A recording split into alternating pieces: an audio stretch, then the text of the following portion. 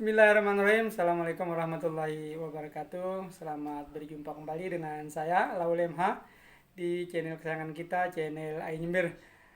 Seperti biasa, bahasan kita kali ini masih di seputaran pelajaran sosiologi. Kali ini kita akan bahas pelajaran sosiologi di kelas 10.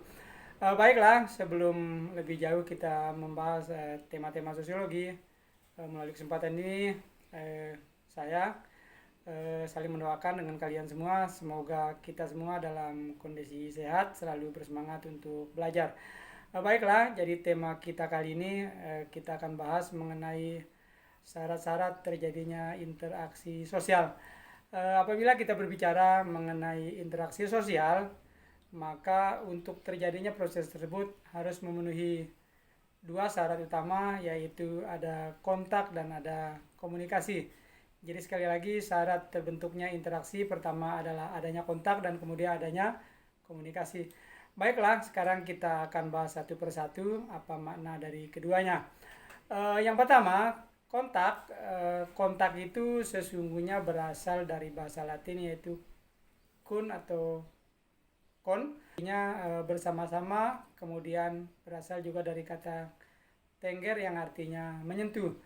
Namun secara harfiah dalam kenyataannya dalam hubungan sosial tidak harus bahwa kontak sosial itu harus menyentuh, karena kontak sosial itu bisa saja melalui hubungan-hubungan non fisik, seperti misalnya hanya dengan tersenyum, berteriak, menulis pesan, membaca pesan dari orang lain, maka itu juga disebut sebagai kontak sosial.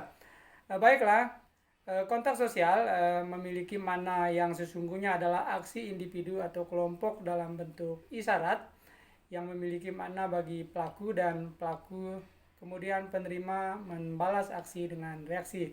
Sekali lagi saya ulang, kata kuncinya kontak sosial itu adalah aksi individu atau kelompok dalam bentuk isyarat yang memiliki makna bagi pelaku dan penerima, artinya maknanya sama. Kemudian penerima membalas aksi tersebut dengan reaksi. Kontak ini dipilah menjadi beberapa bentuk. Yang pertama ada yang disebut dengan kontak primer. Jadi kontak primer itu adalah kontak yang terjadi secara langsung melalui proses tatap muka, senyum, saling bertatap muka, saling berpelukan dan lain sebagainya. Kemudian ada kontak sekunder. Kontak sekunder itu adalah kontak yang terjadi melalui media atau terjadi secara tidak langsung. Contohnya kontak melalui TV, melalui handphone, melalui surat, melalui radio dan lain sebagainya. Kemudian bentuk yang ketiga namanya kontak positif. Kontak positif apabila mengarah kepada kerjasama. Kemudian yang berikutnya, yang terakhir adalah kontak negatif apabila mengarah kepada konflik. Baiklah, sekarang nomor 2 namanya komunikasi.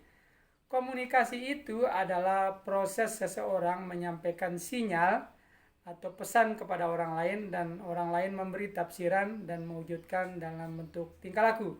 Kata kuncinya adalah bahwa komunikasi itu adalah menyampaikan pesan atau sinyal kepada orang lain dan orang lain memberikan tafsiran, di mana tafsiran itu akan diwujudkan dalam bentuk tingkah laku. Seperti halnya kontak, komunikasi itu dipilah juga menjadi 4 bentuk. Yang pertama ada komunikasi primer, yaitu apabila komunikasi terjadi secara langsung, seperti berbicara langsung antara guru dan murid di dalam kelas. Kemudian ada komunikasi sekunder. Komunikasi sekunder itu adalah komunikasi yang terjadi secara tidak langsung atau menggunakan media perantara, seperti surat, seperti handphone, seperti WhatsApp dan lain sebagainya. Kemudian ada komunikasi positif. Komunikasi positif itu apabila dua orang yang berkomunikasi atau masing-masing pihak saling memahami maksud dan tujuan diantaranya. Kemudian yang terakhir namanya komunikasi negatif. Komunikasi negatif itu apabila antara orang yang berkomunikasi tidak saling memahami maksud dan tujuannya, atau biasa orang menyebutnya dengan miskomunikasi.